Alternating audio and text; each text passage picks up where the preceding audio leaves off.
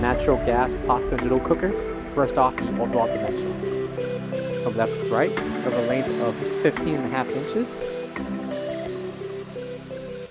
a depth of 30.25 inches,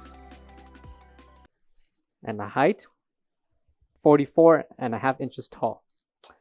Minus the backsplash, we have a height of 34.5 inches tall. Included will be 4 baskets, and each basket can store your noodles. The measurements for each basket will include 5.5 inches in radius by 6 inches in height. Measurements apply for each of the 4 baskets included.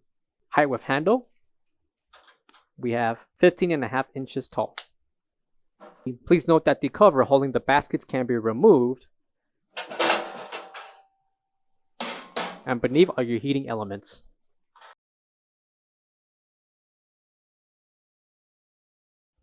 Coming to the front will be the swivel head faucet.